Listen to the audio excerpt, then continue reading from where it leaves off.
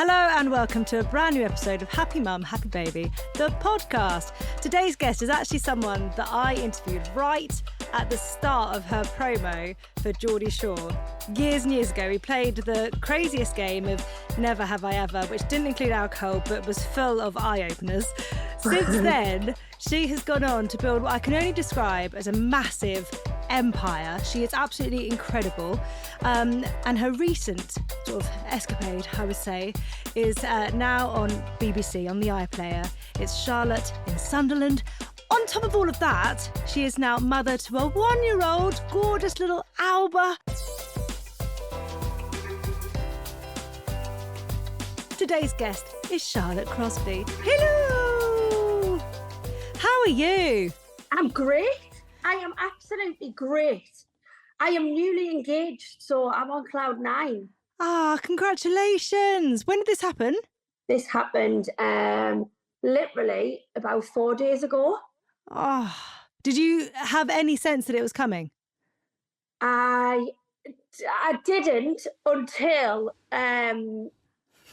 we were at the table and Jake kind of had like a bit of a panic attack.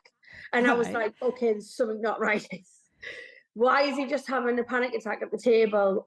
It was our anniversary as well. And that's when I started to think something's about to happen.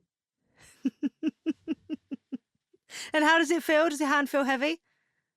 So heavy. It feels absolutely incredible. Like, honestly, it feels everything I ever thought and more. Like, I've just always wanted to be engaged and have a family and be with that one person who you love for the rest of your life.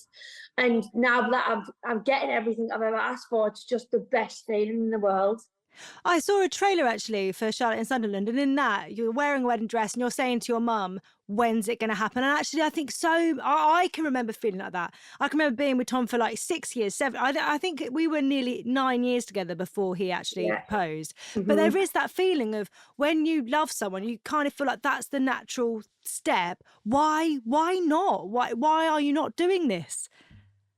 Well, see, me and Jake's only been together 2 years, so it happened pretty fast. Yeah, but you've had a baby. That commitment is there. You know what I mean? Exactly. And I think once you feel like that's something that you want, and also for a lot of us, it's taken out of our hands. You know, a lot of us don't want to be the one to ask that question. I guess we kind of fall down that thing of being quite traditional in that way of like, the man's going to ask. Yeah, definitely. I don't think I'd like to ask the question. But listen, I'm not putting shame in it. I think it's a great thing to do, but I want to be asked. Yeah, absolutely. Charlotte, you said before you don't actually listen to podcasts, so thank you for agreeing to do this one. No, so I don't listen to them, right? I don't, and I'm never on them, right? If I'm on a podcast, it's because the person who does it, I either like them or I'm very close to them. Right. And that's the only reason you'll see us on a podcast. Well, thank you. But I do know that they're taking over the world, right? But I'm just not on the ship. I'm not on the rocket ship of podcasts. But that's okay, because you've got your fingers in so many other pies. In fact, you've got so many pies, you've got your toes in them as well. So I wouldn't worry about it. I know. There's too much going on. Charlotte, tell me about your childhood. What was it like? It was completely normal, just a normal childhood. I grew up, I went to an all-girls school, and we lived in a normal house. We didn't have much money at all, really. I went out on the weekends with my friends, and it was as normal as it gets. There was nothing really to say. It was actually lovely. Did you have siblings? I didn't up until I was 15. So my little brother and I have got a 15-year age gap, which is quite big. So even when he was getting a little bit older, I was like way older, so we were never on the same wavelength. So you had your mum to yourself all that time? Yes. What is your relationship? What is your relationship like with your mum, and how has that evolved over the years? So being a girl, I don't know whether you agree, girls are the worst gender child to have. Like, they're so fine up until their teenage years, and then it all goes like so dramatically wrong. Like it turns from like lovely classical music, and then suddenly it hits heavy metal, and it's like, oh my god, how did it change that much? And I know there are some girls out there who actually, I know a couple of women who I've spoken in the past, and their little girls have actually been okay through the teenage years, but I know the majority is hell, because you have a nightmare with them. So we obviously, we got on so well, and then I hit the teenage years, and it's like, I hated that. And then I got into, like, even before I had Alba, got into like late 20s, like 30s, and as I was growing and maturing as a woman, I just loved her, and we were just best friends, and we were so incredibly close, like so close. She lived with me for like 3 years, when she was building a house, and that was when I was like 26 to 27, 29. And then she moved just around the corner. We worked together because I own a business, and she obviously works in the business. We're together every single day. I mean, it feels like you've got a proper close bond, and actually, I wonder if, because of when you're in the business that we are, a lot of people come and go in terms of in your life. You know, you'll have people that you don't necessarily know if you can trust or not. And I guess especially actually on a show like Geordie Shore or Towie or Main Chelsea, you don't know who you can trust. And actually, when it's your mum or family, you know that there is absolute trust there. Yes.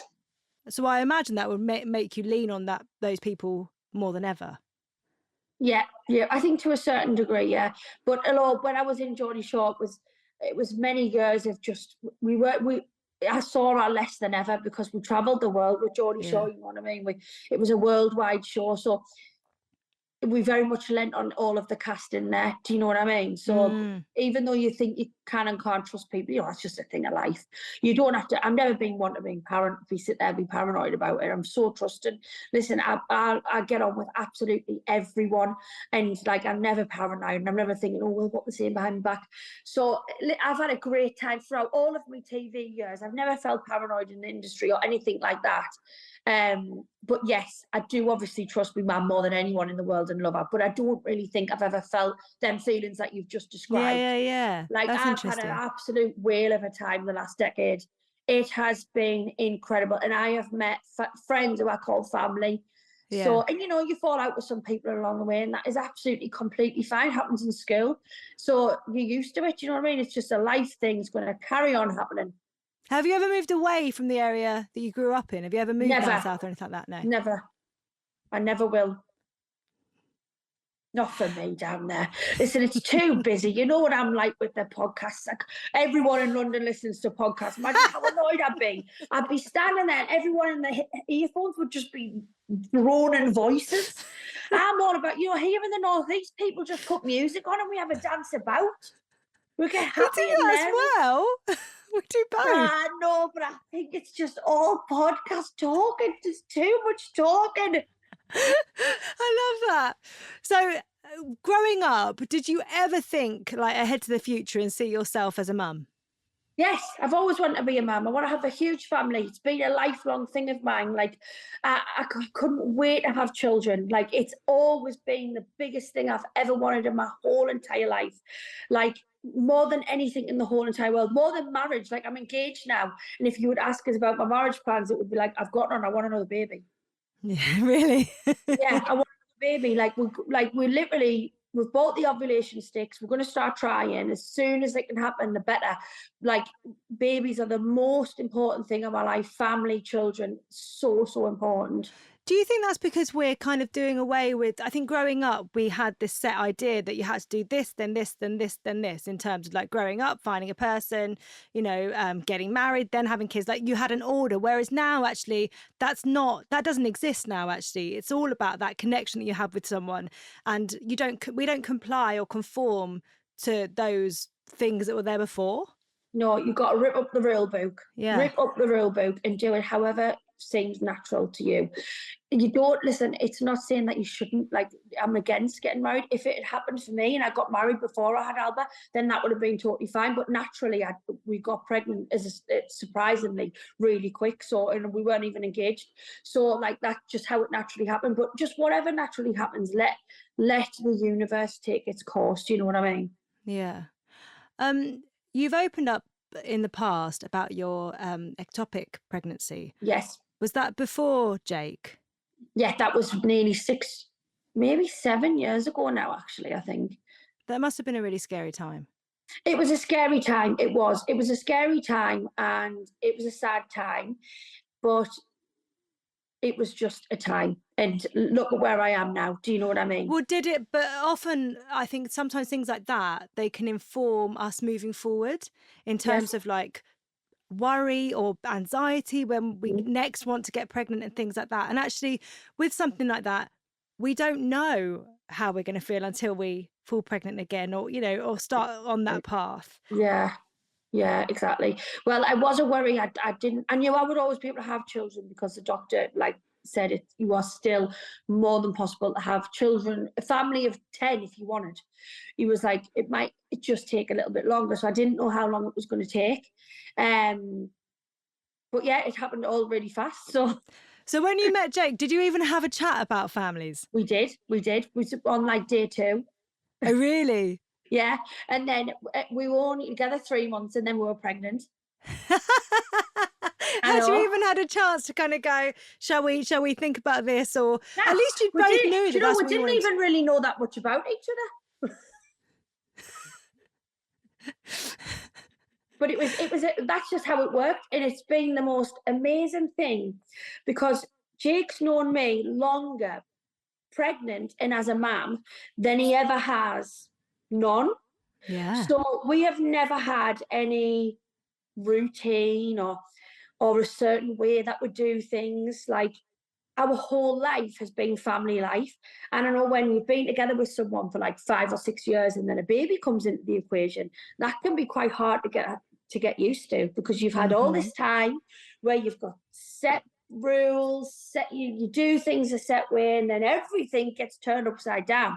Now with me and Jake, these are our set rules. This is how it's always been. Nothing's changed. This is just how it's always been. And I think it's been amazing because we've both just, whilst we've been getting to know each other, we've been becoming parents. So like, it's just been amazing. There must be times within that though, because if I look back to like my pregnancies, like my different pregnancies, that I was at times like a hormonal wreck a lot of the time, like super emotional. So there must be part of you that I'm not usually like this. I'm, you know. I was awful. I had the worst pregnancy as well. And I never even explained myself. Jake was just so understanding and caring. And that's why I fell in love with him very, very, very early on, because he is like a man that you have never even met before in your life. I couldn't brag about him more. I said that when Charlotte and Sunderland came out, everyone who watched that show, let it be men, women, mothers, fathers, young children, anyone watching that show, if you were a woman, you'd want him to be your son. If you were a man, you'd want him to be your best friend. If you were a young girl, you'd want him to be your boyfriend, because he is literally cream of the crop. You cannot get better than Jake. You cannot. And that's why I knew from the second he asked us to be his girlfriend, which he flew us to the Maldives first class to ask us to be his girlfriend. That is honeymoon material. I knew from that second just how he went on and the type of person he was. He was the man I was going to spend the rest of my life with. And honestly, we will never separate. We are going to be together for the rest of our lives. Oh, I'm so happy for you. I love that. And how long have you felt like this with him, or is it just deepened as like Alba's arrived? Since the second he sent us the first voice note. Since the second he sent us the first voice note on Instagram, and he said to us, God, it was honestly, I felt like it was in 50 Shades of Grey or something. It was absolutely amazing. So I was in Manchester and he was like, so please let us know. I was going to an event and he went, please let us know if like you need to get to and from the event. Like I'll sort you out cars and everything. I own my own chauffeur company. Like I'll get a driver to pick you up from the hotel and make sure you get back. And I was like, oh, it's amazing. Like it was just so suave. Like it was next level suave. And he won us over every minute of every day. I felt like I was literally in 50 Shades of Grey. Like, and then I got swooped away to the Maldives first class. I was like, what? Like, what? You're just waiting for All of my ex-boyfriends don't even have jobs. Like, what the hell is going on?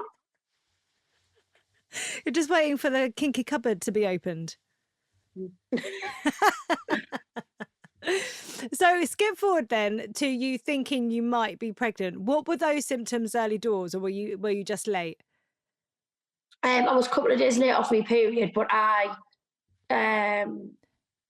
felt quite sick as well, and I wasn't sleeping, so I was waking up at like 4 a.m. every morning. And I was like, "What's going on?" Like it was really like this weird like insomnia happened. Yeah. Which I don't know whether it's a symptom, but like honestly, 2 days later, for the whole week before I did the pregnancy test, I couldn't sleep. That's really weird. I know. Well, it must be like hormones and stuff being released, I would imagine. Yeah, Something yeah, must have been exactly. happening. I think it is. And then getting the test. We were in London, and it was the day before Valentine's Day, and we were both. He swooped us away again. I'm really short off about JK, but I just can't help it. These are just I where we want to are. marry him. What? I know, and I told you. So he took us to the Corinthia and got us a suite for Valentine's Day, and we'd woke up in this lovely setting, and I was like, I think we're going to have to get a test. So then we walked out of the Corinthia, we ran down to the nearest Boots, right? And the reason why the Corinthia is such a strong memory is because we went to this. Have you ever been to this bar in the Corinthia? It's so gorgeous. Yeah, it's amazing. Right. We spent, when we did the test and it said pregnant, we went down to this bar afterwards, and it was like we were just in this like crazy like bubble. But we were like bobbing about in the water, and I was thinking, I've got a baby in my belly. Like, and I'll always remember, like I can always smell the sparry smell and everything from like the time when we first found out. It was just the best time. Well, what was that like when you actually took the test?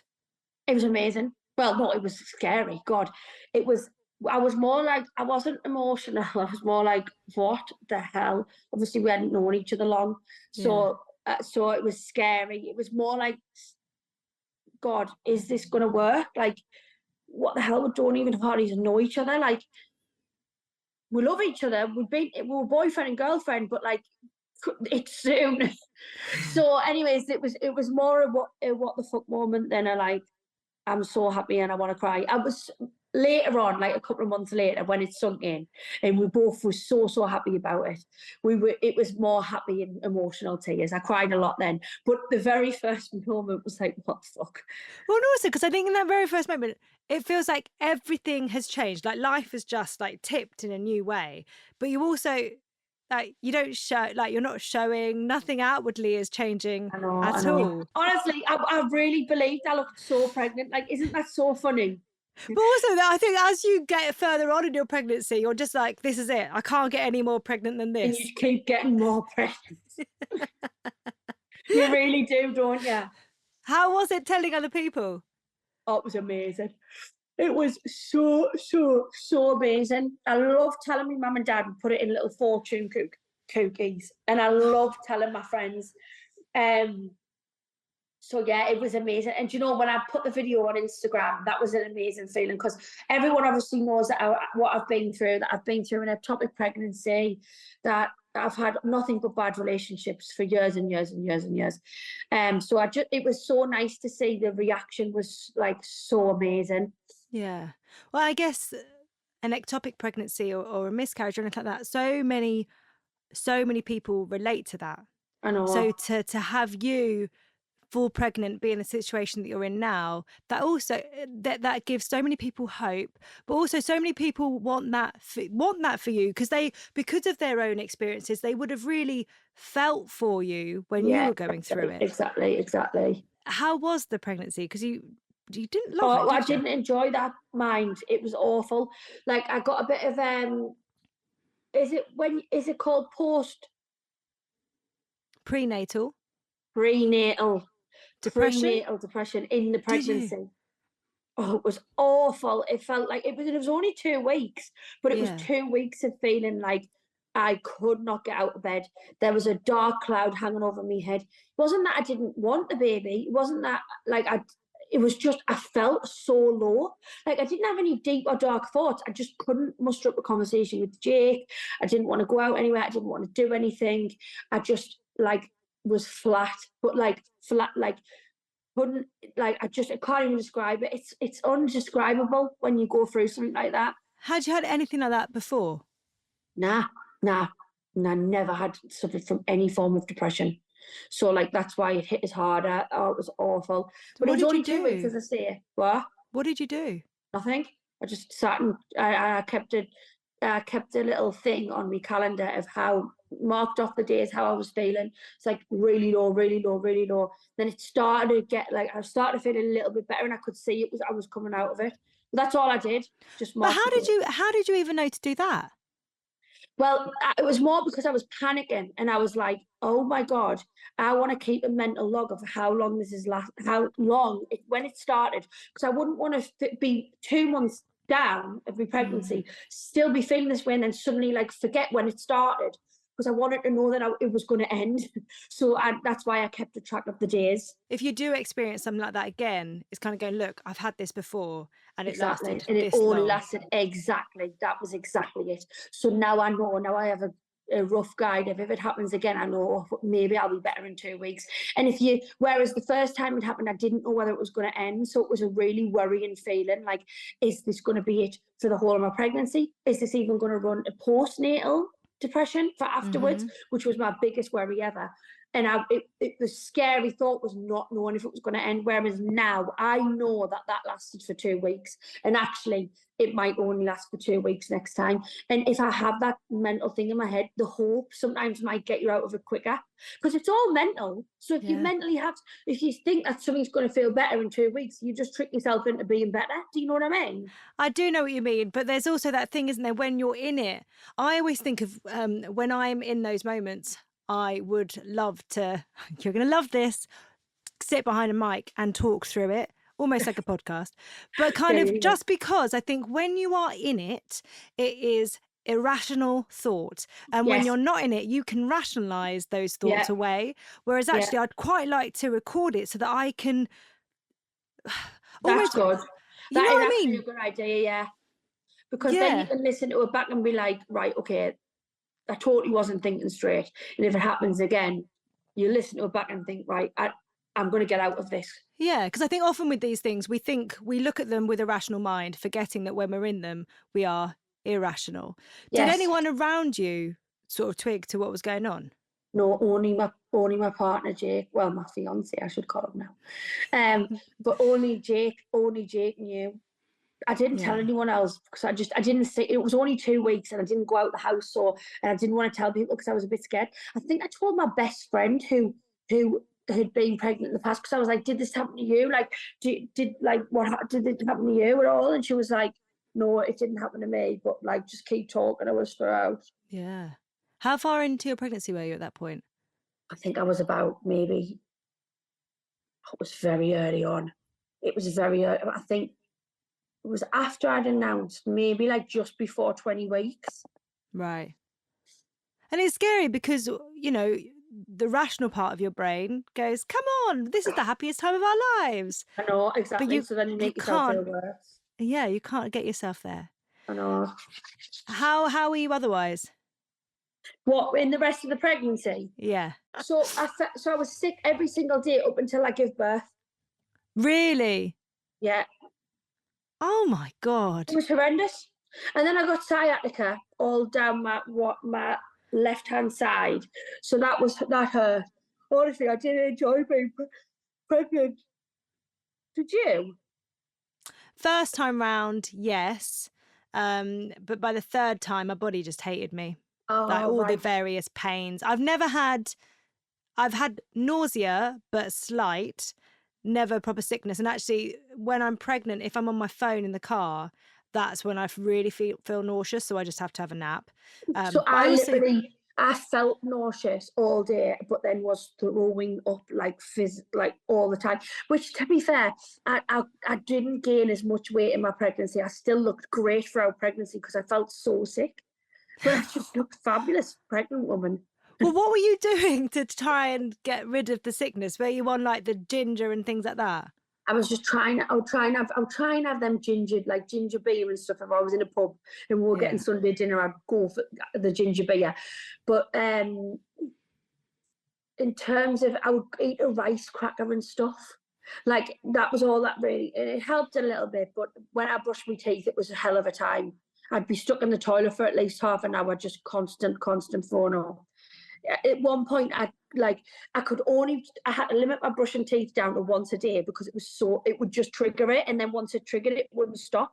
So I thought, I can't have this before I go to bed and when I wake up, so I only did it once a day. So then I had to go straight to the doctors when I give birth, the dentist I mean, to check my dental hygiene, because I was like, I've been hardly doing it because it would trigger, and there was nothing worse. It was the worst feeling. Well, there's also, I guess that's the reason why for pregnant women we get, we can go and see our dentist during well, at least we could when I was pregnant. You can go and see your dentist for free during your pregnancy. I didn't know.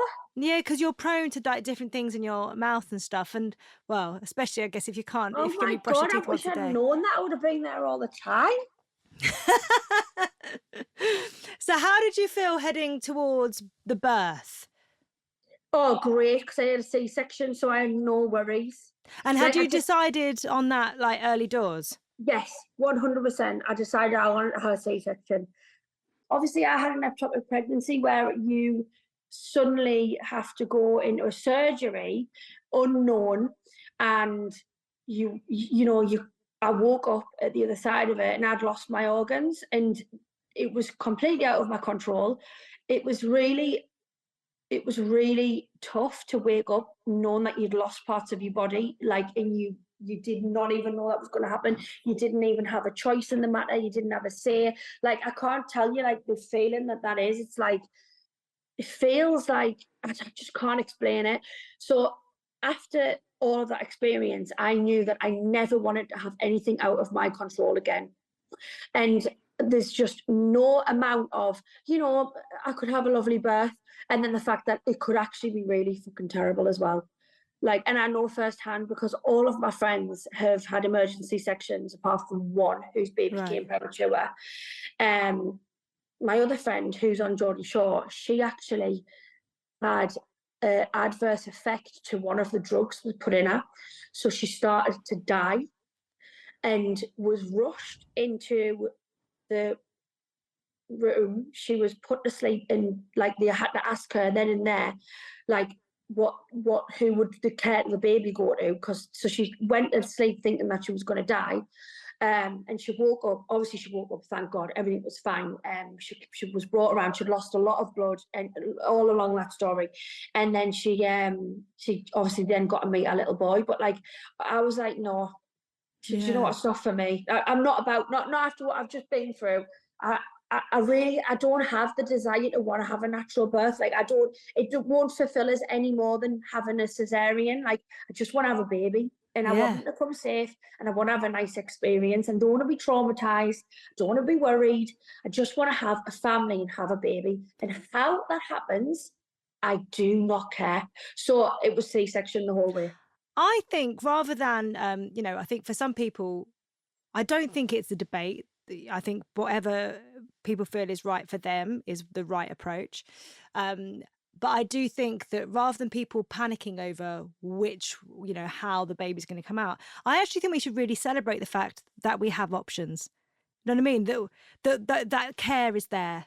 I think it's so stupid, this whole, I was never ashamed to say I was having a C-section either, I literally shouted it from the mountaintops. I was never scared of the reaction. I did not care in the slightest what anyone had to say about it. And we went on our baby moon to Mauritius, and there was a South African couple sat next to us. And she went, "Oh my God, you're pregnant." So she wanted to ask all about it. She had 3 children herself. And we got into a deep chat, and I told her I was having a C-section, and she was like, "Yeah, oh, yeah, sister." And I was like, "Oh my God." So I went, "That's not the reaction you would get in the UK." I went, "It's actually sometimes quite frowned upon." And then she went, "What?"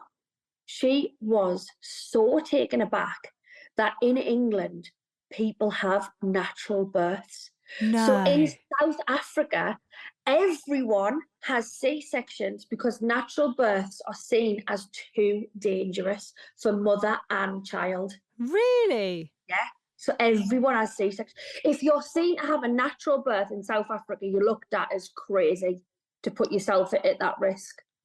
Wow. How Isn't mad it? is that? It's interesting just how different cultures and different, Exactly. locations. I know. Yeah, that's amazing, and it is totally down to you and to what you think is best. And like you Exactly. say, like your history, like, and even then though, we don't even need to justify why you No, chose you that. don't. You You chose don't. that. You don't. Like, it's just like, well, what are you getting done with your hair? Well, I'm dyeing it brown. Well, no one goes, "Well, why?" That's just what I'm doing. It's just the choice I've made. Do you know what I mean? Yeah.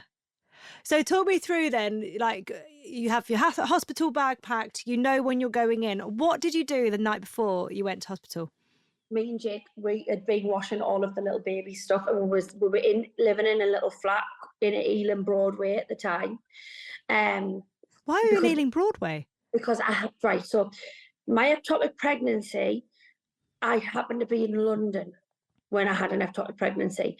So my surgeon, Dr. Akaro, worked out of St. John and Elizabeth's. Mm-hmm. When I found out I was pregnant, I'm at high risk of having an ectopic pregnancy again. So the first thing you've got to do is get an early scan to make sure it's in the womb and not in the fallopian tube. It just so happened we found out we were pregnant in London, around the corner from St. John and Elizabeth's, where my gynecologist works out of. And I've been seeing him since I had the ectopic. I have to go for yearly appointments just to check everything. So it was like it was meant to be. So anyways, we went to see Dr. Caro. The baby was in the right place. And at that point, I just knew, right, that this has all worked in a full circle moment. He saved me life because I nearly died. He saved my life. And now I'm back pregnant, and he's telling us that the baby's in the right place. He needs to deliver the baby. He needs to deliver the baby. So I thought I'd have the baby at St. John Elizabeth's. Well, no, it turns out that Dr. Akaro works out of the Portland Hospital, which is only the most expensive place to have your baby in England. So I was like, all right, let's go. So I had to like think about it for a second, and I was like, oh my God, what the hell? I mean, I don't know that I can do this. It's a lot of money. I did exactly the same. So once I discovered that I had PCOS, a friend of mine recommended her gynecologist, and I started seeing him. And then I had a miscarriage, and he helped me through all of that. Yeah. And then when I got pregnant again with Buzz, my eldest, there was just something so comforting about having Craig there, as having him as my care provider. And even though I did hypnobirthing and all that route, having Craig there, and he was there when Buzz arrived, it just changed something within me. I can totally relate with that, because that was how I felt. I felt this man saved my life, and I literally was collapsing on the floor fitting, and this man had to pick me up and carry me to the surgery room, because it was that's how far gone it had been. Did you know you were pregnant at that point? No. So you had absolutely no idea, and you would. How comes you'd gone to him at that point? Because you thought he was a gynae. on a shoot in London, and I had a full week of work, back-to-back press, blah, blah, blah. I was doing things for the fitness DVD. I just released my weight loss book, and there was all sorts going on. I was promoting Geordie Shore as well. So that full week I was in a lot of pain, but I had a lot of work to do, and I'm the type of person who knows that I can't put work off because no one else can do my job. So just going to get moved to a different time. I'm going to be even more busy. So just get it out of the way. The last day, the photo shoot, I could not go on any longer. The shoot had to be called off, and we were in the car, and we went to St. John and Elizabeth's. private accident and emergency. So we could have went anywhere, but because that was the first one we passed, right? Yeah. And we walked in, it was £100. There was no one there. I got saw straight away. God forbid I'd walked in anywhere busier, because at that moment I'd fell on the floor and I was fitting, convulsing. Like I was internally bleeding, and I had been for a week. So my body was being poisoned. So he was the guy who literally carried me. So to me, that I felt in the safest hands I could possibly be in. So like in everything about this, I just wanted to be safe. I didn't want no complications. Like, this is it, I'm going to finally have a baby, all I've ever wanted. So it was very confident for me as well to go down that route. Obviously, it was very expensive, but it was confident. Yeah, exactly. But I mean, after going such a massive trauma like that, like at what point did you realise with the ectopic that it was an ectopic pregnancy? That at that point in the hospital, I didn't know I was pregnant either, but they said, well, we're going to have to test to see if you're pregnant, like just to rule it out. I went, I'm definitely not pregnant. And then they tested and I was, and they were like, yeah, you're miscarrying or you have an ectopic pregnancy. You cannot leave this hospital. You've got to go for emergency surgery. And I was just there with my agent. My agent sat with us all night. She's lovely, my agent. Well, she'd been my agent from the very beginning for 13 years. Yeah. So she's more like family. But yeah, so for me it was confident. So we were in Ealing Broadway, doing all of our stuff. That's why we were in Ealing Broadway, because we went to the Portland, and we were packing the bag, picking which outfit we'd put her in. We didn't pack enough. We were just thought like, we don't know what we thought, but we didn't realise how many clothes the baby goes through because they're constantly pooing on them. Yeah, so true. And then when they're that little, they're constantly getting the vomit down, and it was like we didn't realise. So Jake had to run off on Oxford Street, H&M, and get like loads of little baby grows and stuff, which were too big for her, but it was cute. I love that. And you knew by that point that you were having a girl? Yes. Well, did you do a gender reveal? We did a gender reveal, yeah. How was it finding out you were having a girl? Best, because I only wanted a girl. Really? I still only want another girl. I'll have a boy, but maybe third baby. Charlotte, I've got 3 boys. Yeah, but boys are more loving. But boys are crazy when they're little. All my friends have got little boys, but I'm ready to get the wild stage when I'm older. Yeah, that's why you've got to take the calm now while it's there. Yeah, exactly. So then heading to the hospital the next morning, was that quite surreal? Like, did you take a moment to kind of go, oh, this is the last time it's going to be just us? Yes, we said that all the time. Every that week, everything we did, the last takeaway, the last walk together, like everything we did was like, this is the last time we'll just be us.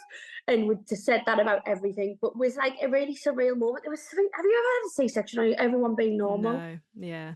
So it was something really like calming, like not feeling any pain, like just being completely normal and going to the hospital and like knowing that you're going to have a baby. There was something calming about it where we didn't feel an ounce of nerves. We weren't scared, and we had the camera crew with us, and I was going, is this normal to be feeling this normal? And they were like, I don't know.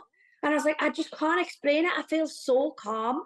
And then like just everything was so calm. And like Dr. Akaro is the suavest doctor you will ever meet, right? Really? Him walking into the room with these Balenciaga trainers or socks on.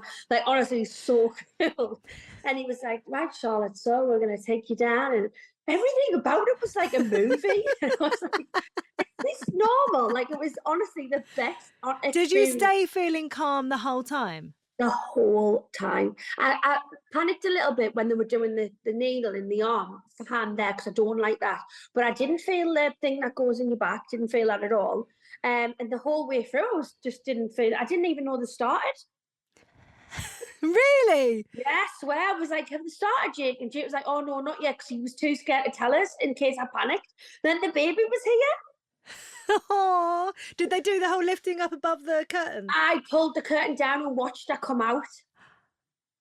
So I watched it all. So we had the curtain up for the first bit, but then when they said, oh, she's going to be here in the next 10 minutes, I went, put the curtain down and the letters. What was that like? Fantastic. is amazing, and we've got to take so many photos. Oh my God. I know obviously we've got it on the show, which we watch back and it's amazing, but we took so many photos. And you know what I'm going to do next time? I'm going to do assisted C-section where the mother actually pulls out the baby. Oh, wow. How amazing. So I've already spoke to my doctor about it, and he said that we're going to look into doing it. So obviously there's a lot of things like you have to wear these big gloves and stuff, but I can actually pull her out. Wow. Oh, That's he'll amazing. like get out and I'll put my hands in. I won't actually dive inside of her and do all that, but I'll get to the stage where I'll pull her fully out. I'm saying her, so I know I'm going to have a go. Is it surreal though, looking at that happening to your body? I know it because I've spoken to people before about the sensation of the tugging and that stuff, but is it weird watching it, knowing that that is your body? It's like an out-of-body experience. It's quite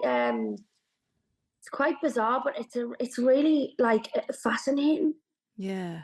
Like it's just like, what the hell? I'm to be honest, I'm quite a fainter, but not once did I feel like I was going to faint. But maybe it's because I knew I was on so much adrenaline because I was about to meet my little girl. Like, God, what amazing feeling that is, isn't it? Yeah.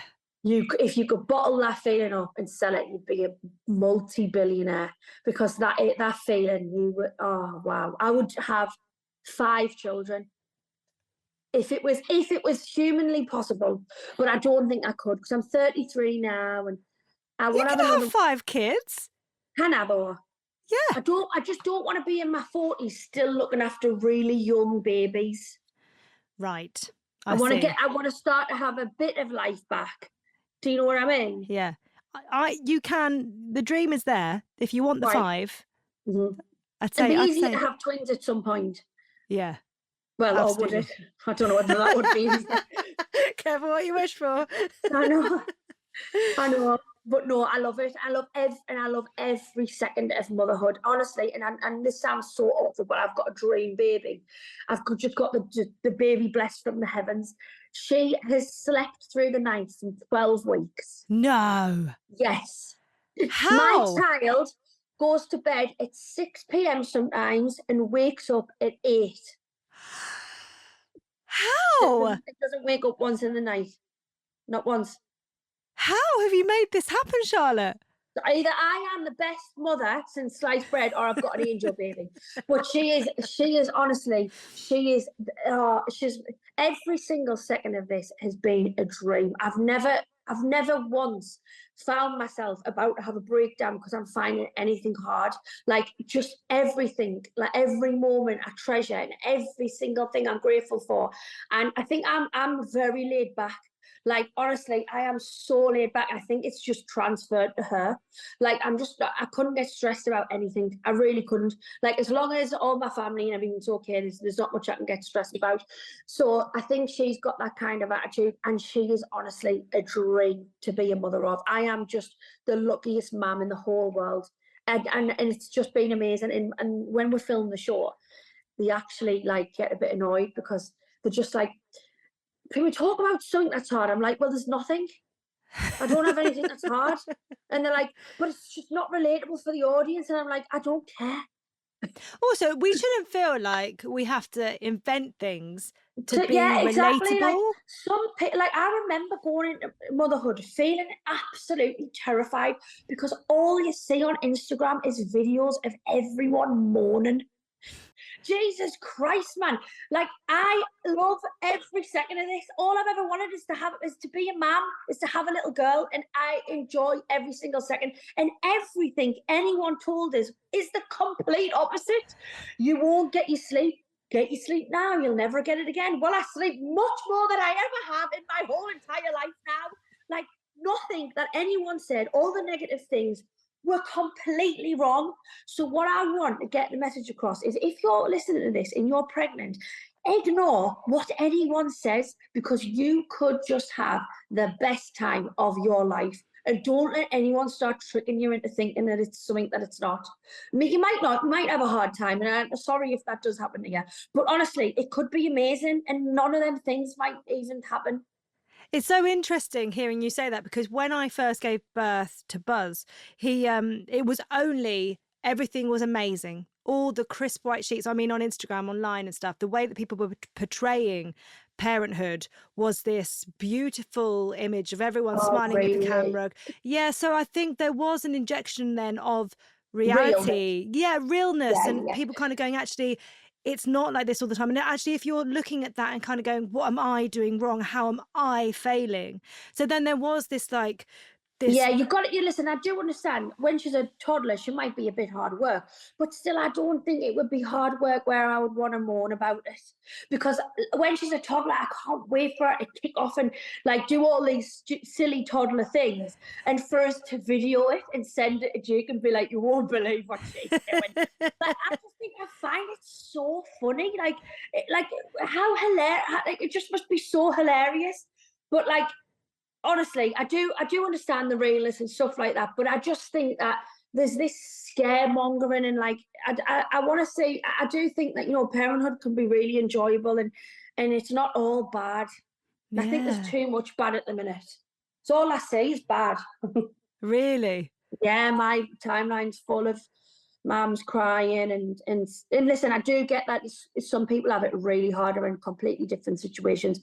I've got an amazing family who I'm very close to, and I get a lot of help and support. For obviously, I'm still working all over the world.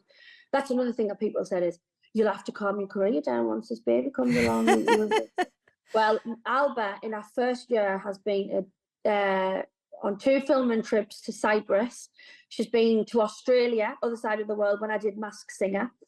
Absolute delight. Longest flight you can ever do. Didn't bat an eyelid. She actually got loads of presents off this crew for being the best behaved baby they've ever had on there. And I've done even more than I would have did before, and took Alba with us. And it's like, everyone was like, oh, you won't be able to do this. So I was thinking, oh God, am I going to have to turn down opportunities? But it's like, no, I've just took her with us and made even more memories. But do you think a large part of that is the person that you are? Like you said, you're really laid back. Yeah. And actually, if you are letting those worries and stuff in, and you're just able to just take the moment and run with it, that's very different to then taking on all that anxiety from other people. I definitely think it's the person who you are as well. I'm quite lucky to how relaxed I am as a person. Do you think motherhood has changed you? Oh, 100%. 100%. My God, I love the person I am now. I'm amazing. Like, do you know, all of the bad things that people would say about us, oh, reality TV star, she just gets drunk, blah, blah, blah, blah. No, they can't say any of that, because I'm a mother now, and I actually do not even like going out anymore. So like, I've changed into this person who can't even get slagged off, because I literally just sit at home in my pajamas like what I'm in now, and I just spent time with my little girl. And even when the night we got engaged, I didn't even have a drink. I couldn't even be bothered. I was like, oh, get me to bed. FaceTime Alba when we get in, get me to bed, early nights, get up in the morning, go to the gym. I love that. I love the person I've become now. I love the person, and I've grown up. And I don't just think after having Alba, I think like in the last maybe 4 or 5 years, we've been through a lot as a family. We've lost my nana. My mum was diagnosed with breast cancer. We have been through a lot as a family. I think all of them things have really matured us a lot. Like, I'm a very mature woman now, and my emotional maturity is just next level. I'm really bigging myself up here. But do you think that's also a reason why you've kind of gone, actually, this is precious and this is what life is actually about? Like losing your nan, your mum, like I feel like things like that really make you focus in on family, on what's important. Definitely. If you could write a letter on motherhood, who would it be to, and what would you say? Oh God. My letter on motherhood would be to,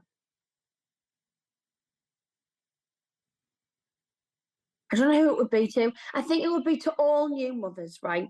Yeah. And it would be, go into this experience with a complete open mind. Don't hold on to what anyone's told you. Don't let it stay in your mind. Don't overthink it. Don't worry it. Just be completely open-minded. Take every day as it comes, and because it can really be the most amazing, life-changing thing. And finally, at the end of the podcast, I get you to complete 3 sentences. The Right. first one is being a mum means. Means unlimited kisses all of the time. Then since having a child, I Have become really boring. and I'm happy When I'm at home with my fiance and little girl, snuggled up on the settee watching cartoons. I love this. Charlotte, you've always been such a joy to watch, always. Oh, But seeing you this content and happy is just, it's so gorgeous. Oh, thank you so much. Thank you. And honestly, I have had such a lovely time chatting on this podcast.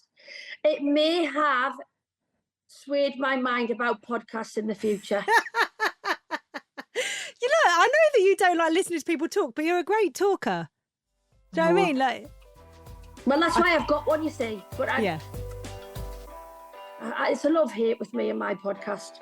It's where I consume my news now. I think it's all about what you're looking for on there. If I can have like a little news podcast, drop your kids off at school, listen to that, feel like I'm up to date with the things that are going on, I'm happy. Right. Okay, then. Well, maybe I'll find one for me.